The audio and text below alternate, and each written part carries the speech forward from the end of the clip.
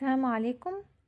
طبعًا انتم كلكم عارفين إن ما عادش في حجز أو إن إحنا نروح البنك من غير ما نحجز أونلاين، يعني دلوقتي عشان نروح أي بنك لازم الأول نكون حاجزين أونلاين.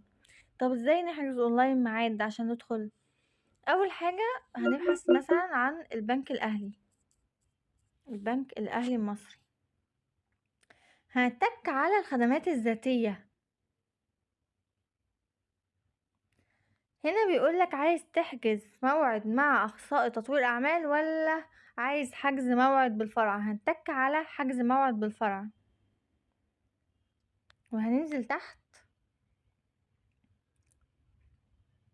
هنا بيقول لك عميل البنك، أنت عايز عميل جديد والّا عميل بنك؟ أنا أقول مثلًا إن إحنا عميل بنك، كنا قبل كده مثلًا رُحنا البنك ودلوقتي بقى لازم نحجز قبل ما نروح البنك لازم نحجز أونلاين. بعد كده هتدخّل رقم القومي هادخّله وأجي لكم. وبعدين هو قال لي اكتبي رقم قومي ورقم المحمول والبريد الإلكتروني، وبعد كده هنتك على التنفيذ جاري المعالجة، ده عشان نسجل أونلاين قبل ما نروح البنك.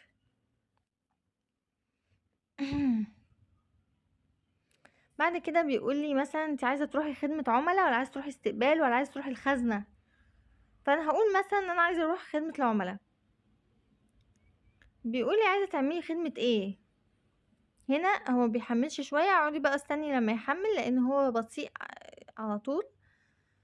فهو بيقول لي أوامر إدارية يعني، والّا عايزة تاخدي كارد والّا عايزة تفتحي حساب والّا عايزة تعملي إيه؟ إحنا هنقول مثلًا آآ أوامر إدارية، تنفيذ.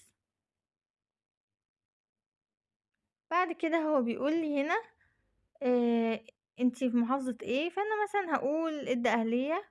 هو بيقول لي في الدقهلية فين؟ هنقول مثلًا أي حاجة ونقول أقرب الفرع الجديد مثلًا ونعمل تنفيذ. بيقول لي بعد كده اختاري اليوم، أنا مثلًا هاختار رقم يوم 8. فبيقول لي يوم 8 في الساعة 9:15، عايزة يوم تاني مش مهم، اختاري أي يوم. وبعدين بنعمل إيه، تنفيذ. بيجيلكوا هنا ورقة أهو، الورقة أهي بتاخدوها screen عشان بتوروها للبنك برّه.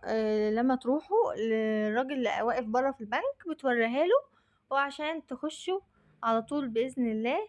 بس خدوا بالكم مثلًا لو ميعاده 9:15، 9:15 وكمان 5 دقايق ما حدش هيعرف يدخل. يعني 9:15 مش هتعرفوا تخشوا، فلازم إن انتوا تيجوا في الميعاد المتحدد لكم، وبس كده.